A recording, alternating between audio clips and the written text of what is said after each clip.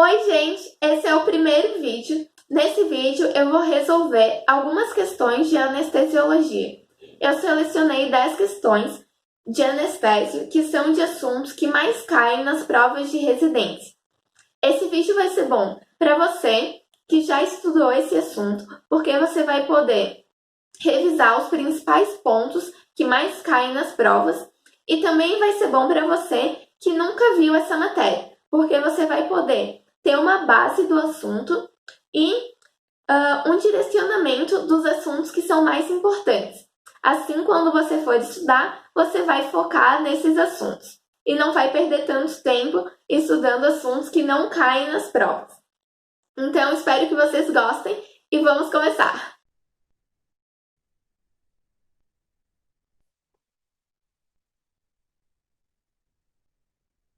A primeira questão é da UFSC de 2015 e ela fala o seguinte: segundo Malamed, no livro Manual de Anestesia Local, com relação às propriedades dos anestésicos, é correto afirmar: letra A.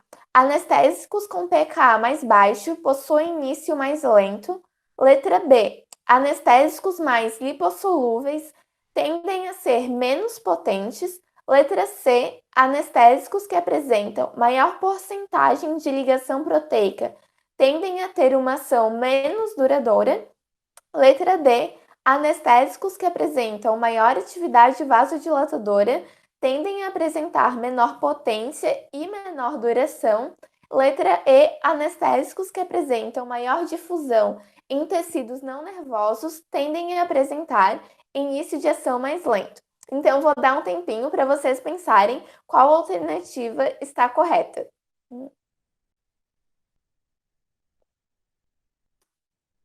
A alternativa correta, então, é a letra D. E eu vou explicar por que cada uma dessas alternativas está errada. Então, antes de tudo, a gente precisa revisar um assunto de anestésio para a gente entender essa questão. Então, a gente vai vir para essa imagem aqui. Antes de tudo, a gente precisa entender o mecanismo de ação do anestésico local. Então, o anestésico local, na solução, ele está em equilíbrio. Então, eu vou ter no equilíbrio da solução a molécula Rn, que é a base, e a molécula RNH+, que é o cátio. Essas duas moléculas estão em equilíbrio na solução anestésica. Porém, somente a molécula Rn, que é a base, é capaz de ultrapassar a bainha do nervo. Então, tudo bem, essas duas moléculas estão em equilíbrio, a molécula Rn ultrapassou a bainha do nervo. Agora, dentro da célula, o equilíbrio vai se restabelecer novamente. E eu vou ter novamente moléculas Rn e moléculas RNH+. E agora, somente a molécula RNH+, ou seja, o cátio, é capaz de se ligar à proteína do sítio receptor do nervo, e aí sim exercer o efeito do anestésico local. Então, agora que vocês sabem disso, a gente vai voltar para as questões.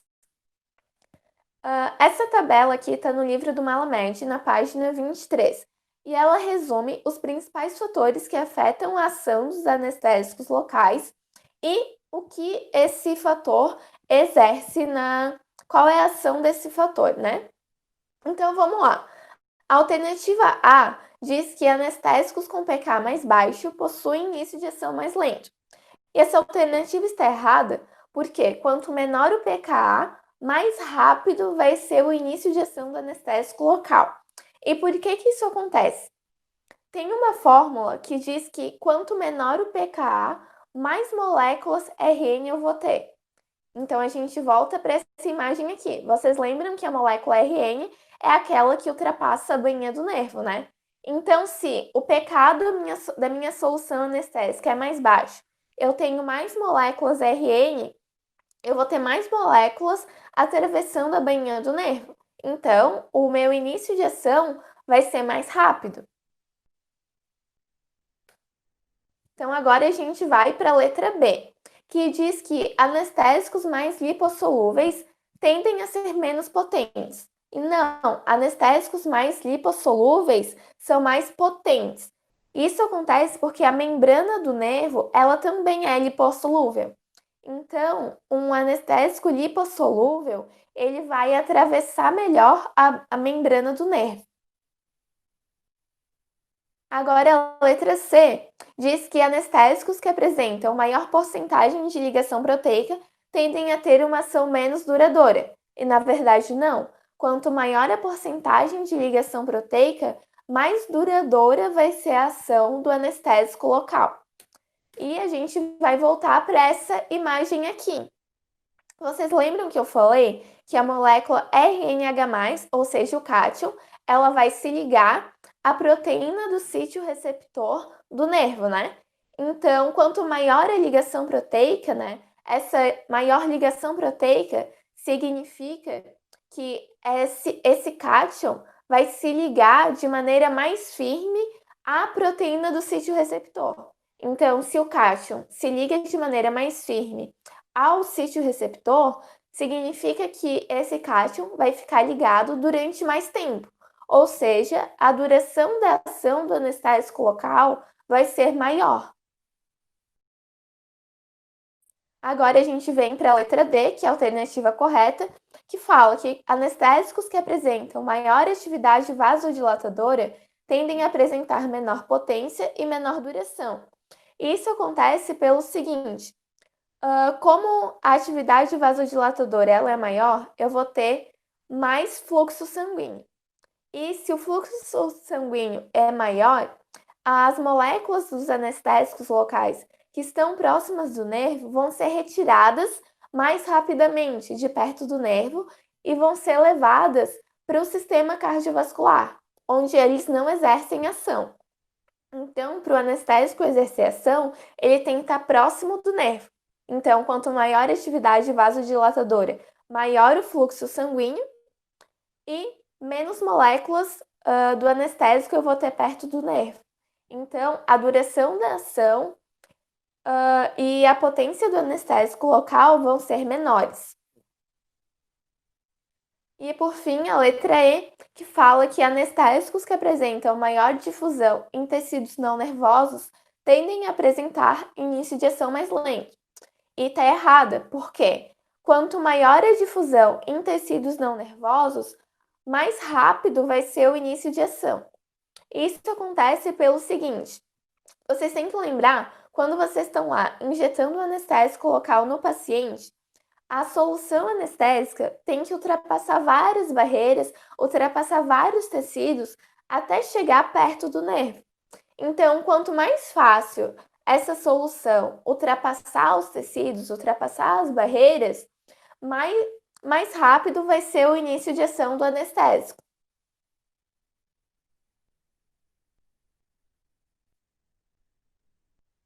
Então, agora a gente vai para a nossa segunda questão, que é da UPE de 2017. E a questão fala o seguinte: as substâncias anestésicas locais são classificadas de acordo com o sítio biológico e o modo de ação. Em classe A, que são substâncias que atuam num sítio receptor na superfície externa da membrana nervosa. Classe B, atuam em sítios receptores na superfície interna da membrana nervosa. Letra C, atuam por mecanismo físico-químico independente do receptor. E letra D, atuam por combinação de mecanismos pelo receptor e independente do receptor. Agora a questão pergunta, né? Letra A. Análogos da lidocaína com amônio quaternário são classe A. Letra B. As biotoxinas estão na classe B. Letra C. A articaína é da classe C. Letra D. A benzocaína é da classe D. E letra E. Os anestésicos locais mais úteis clinicamente, como a articaína, a lidocaína, a mepivacaína e a pirilocaína, são da classe D. Então, qual dessas alternativas está correta? Vou dar mais um tempinho para vocês pensarem.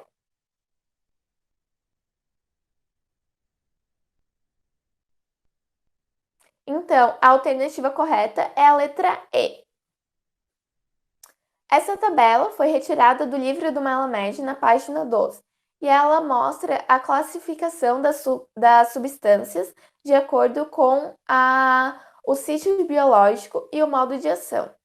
Então, as biotoxinas atuam na superfície externa da membrana do nervo, os análogos da lidocaína atuam na superfície interna, a benzocaína, que é o anestésico tópico, atuam por um mecanismo físico-químico independente do receptor, e os anestésicos locais mais úteis clinicamente atuam por uma combinação de mecanismos do receptor e independente do receptor. Então, por isso, a alternativa E é a alternativa correta.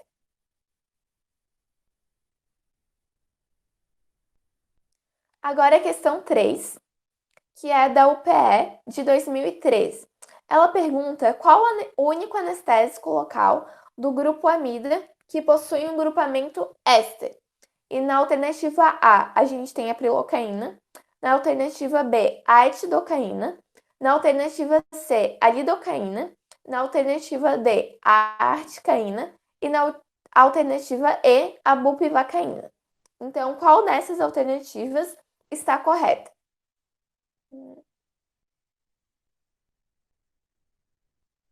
Então, a alternativa correta é a letra D, que é a articaína. Todos esses anestésicos citados aqui na questão são do grupo amida, porém, somente a articaína possui um grupamento éster.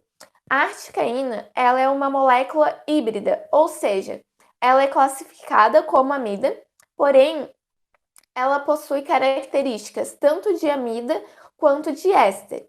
E ela é o único anestésico local do tipo amida que possui um grupamento éster, que é o grupamento tiofeno. E isso cai bastante nas provas de residência, tá? Lembrem do nome, que é o grupamento tiofeno. A questão 4 é da UFCG de 2016.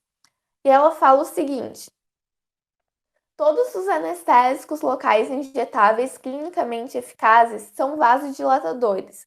O grau de vasodilatação varia de acordo com o local de injeção, do sal anestésico utilizado e das respostas individual do paciente.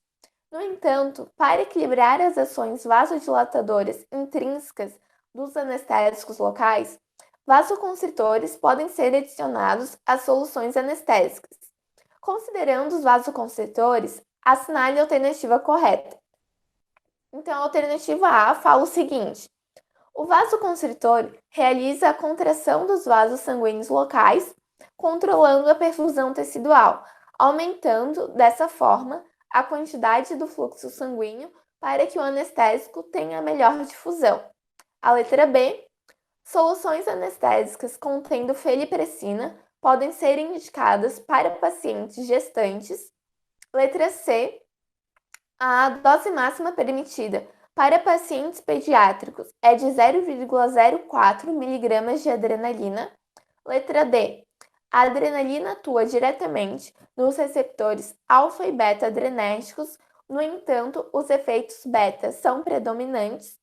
Letra E, ao adicionarmos os vasoconstritores aos anestésicos locais, tornamos o pH da solução anestésica mais básico, o que está relacionado à queimação durante a injeção. Então, qual dessas alternativas é a alternativa correta?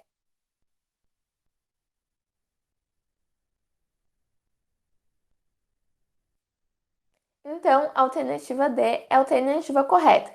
Agora eu vou explicar por que as outras alternativas estão incorretas. Tá, então na letra A, falava o seguinte: o vasoconstritor realiza a contração dos vasos sanguíneos locais, controlando a perfusão tecidual. Até aqui está correto. Porém, aumentando dessa forma a quantidade de fluxo sanguíneo para que o anestésico tenha melhor difusão. A partir daqui já está errado, porque a quantidade de fluxo sanguíneo é diminuída quando eu uso um vasoconstritor. Quando eu utilizo um vasodilatador, aí sim, a quantidade de fluxo sanguíneo vai ser aumentada. A letra B fala que soluções contendo fenipressina podem ser indicadas para pacientes gestantes. E na verdade, não.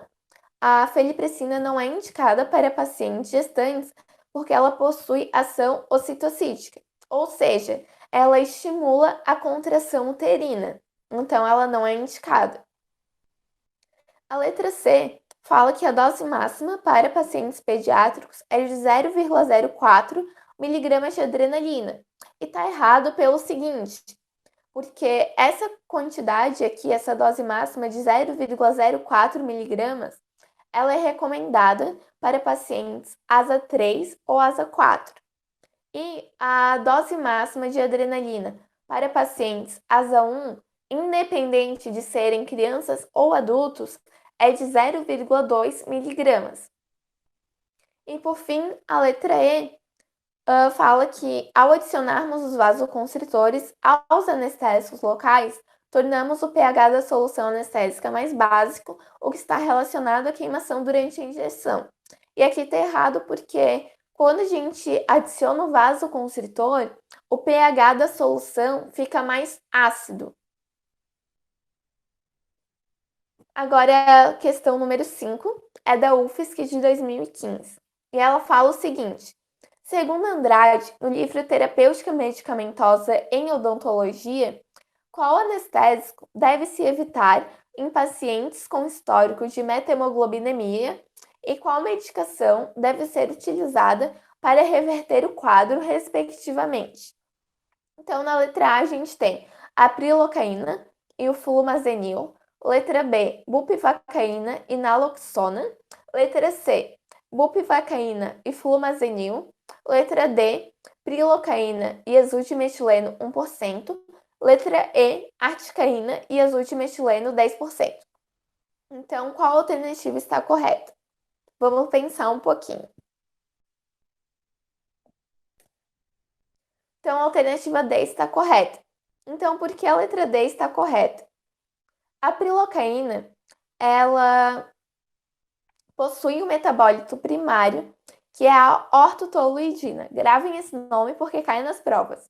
A ortotoluidina induz a formação de methemoglobina, que leva ao quadro de methemoglobinemia. E o azul de metileno 1%, na forma de injeção intravenosa, é utilizado para reverter esse quadro. Dependendo da edição do Malamed que vocês pegarem, ele vai citar que a articaína também pode produzir methemoglobina. Então, isso vai se alterar de acordo com a edição. Na edição mais recente, ele só fala da prilocaína. Agora a questão 6 da UFMA de 2015. Ela fala o seguinte: dos componentes contidos numa ampola de anestésico, aqueles que atuam impedindo a biodegradação do vasoconstritor pelo oxigênio são: letra A, cloreto de sódio e bisulfito de sódio. Letra B, bolha de nitrogênio e bisulfito de sódio. Letra C, água destilada e cloreto de sódio. Letra D, metilparabeno e levonorfina. Letra E, metilparabeno e cloreto de sódio. Então, qual alternativa está correta?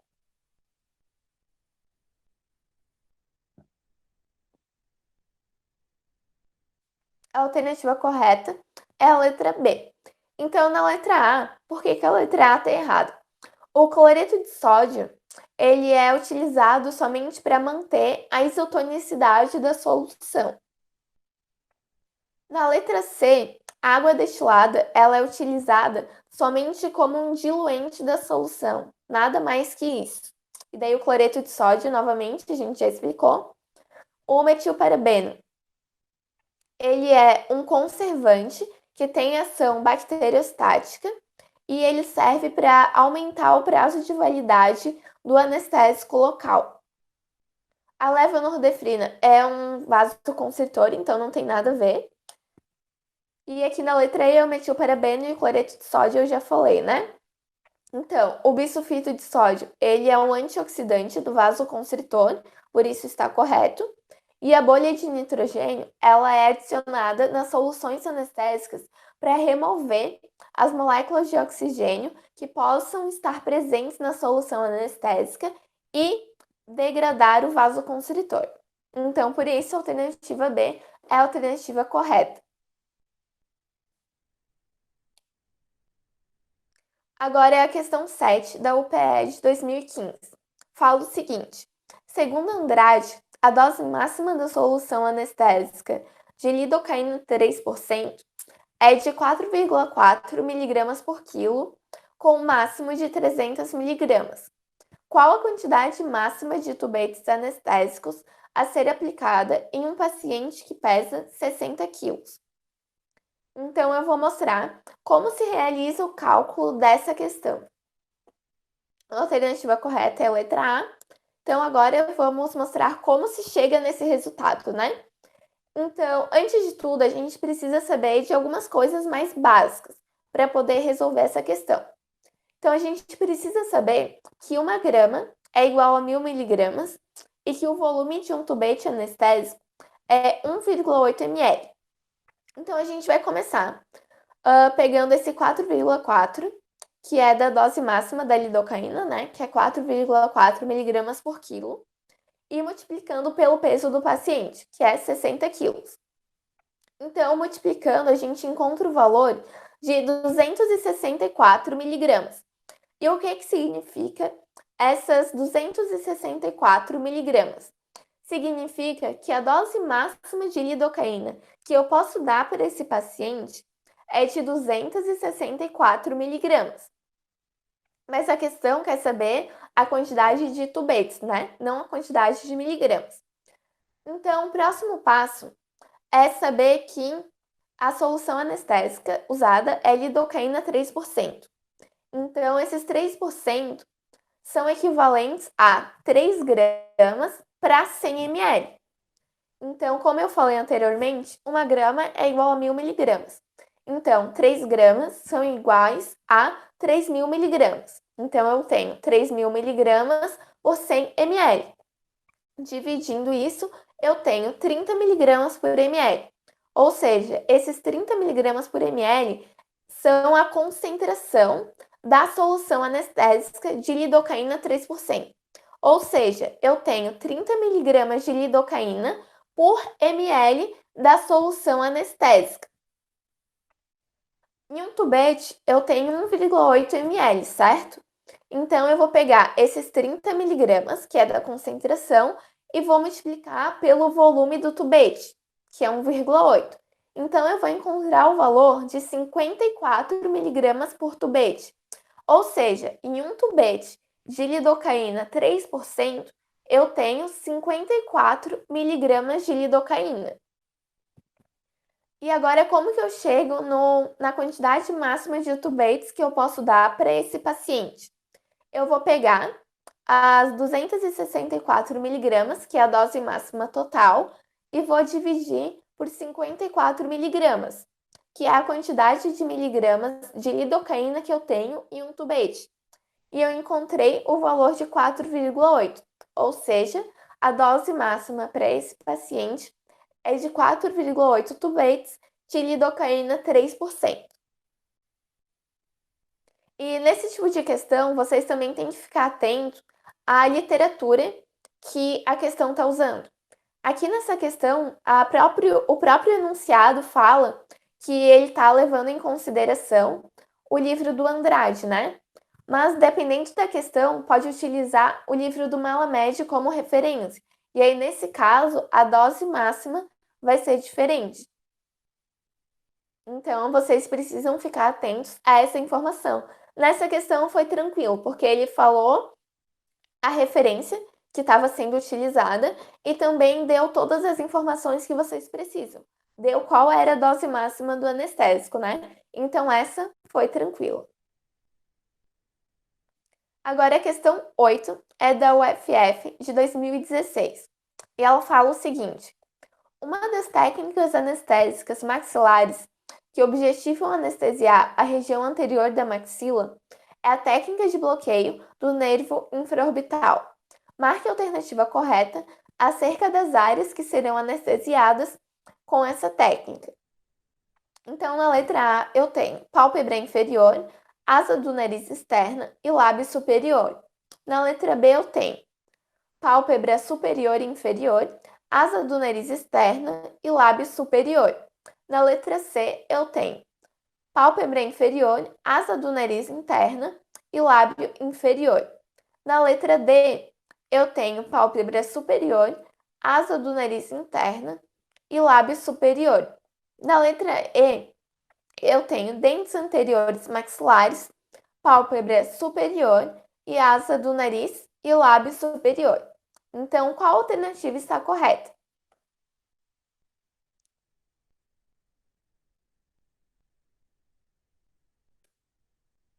A alternativa correta é a letra A.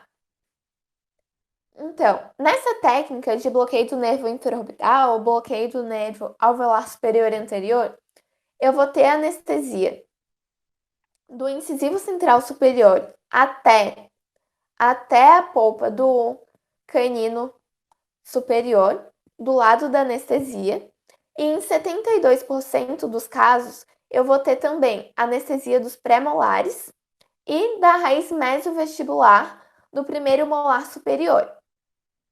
Além disso, eu vou ter anestesia do periodonto vestibular e do osso da região desses mesmos dentes.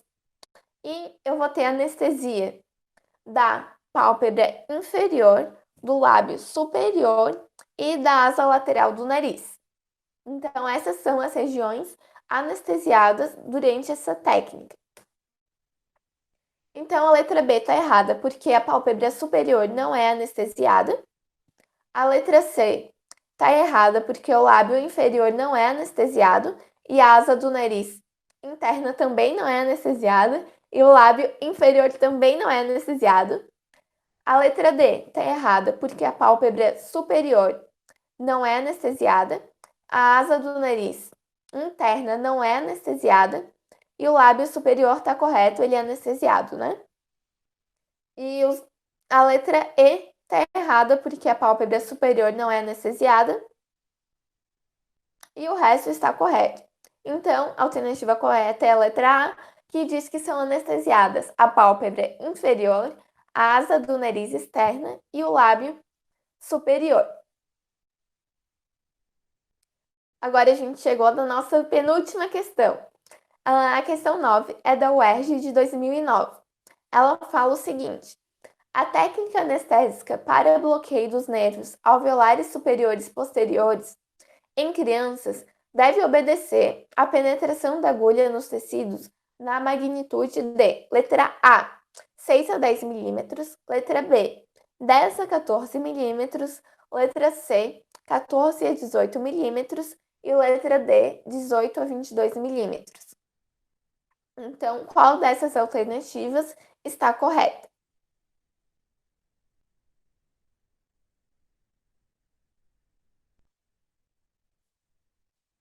Então, a alternativa correta é a letra B, que é 10 a 14 milímetros. Na técnica habitual, a profundidade de penetração da agulha é de 16 milímetros. Porém, se recomenda que em crianças ou adultos que tenham um crânio pequeno, eu penetre no máximo 10 a 14 milímetros para evitar hematomas causados por uma penetração excessiva. Então, a alternativa correta é a letra B, que é 10 a 14 milímetros. Chegamos agora, então, na última questão, a questão 10, que é do João 23, de 2020. E ela fala o seguinte: em um paciente com trismo e necessidade de submeter-se a bloqueio do nervo alveolar inferior, é correto afirmar que uma técnica de escolha a ser realizada pelo cirurgião dentista seria: letra A, técnica de Gold-Gates, letra B, técnica de Vazirana-Knose, letra C, técnica do bloqueio regional, letra D, técnica do bloqueio trigeminal. Então, qual dessas técnicas é indicada para esse paciente?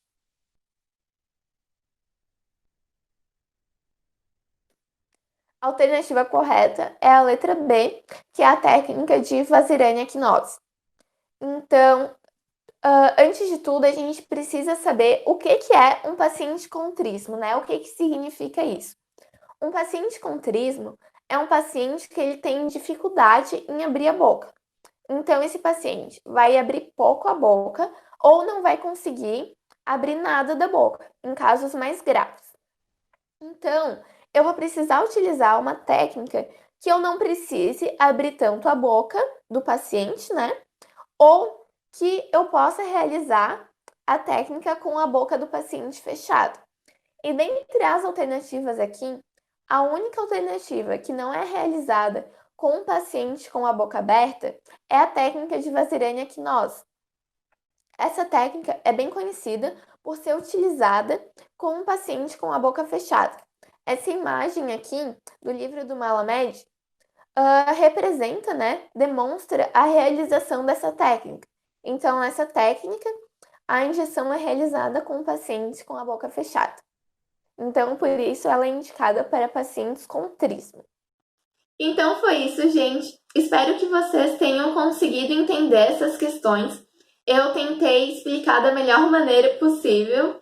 E comentem aqui se vocês gostaram desse vídeo ou não, para eu ter um feedback e saber se eu faço mais vídeos como esse ou não. Então, muito obrigada a todos que assistiram até o final e bons estudos!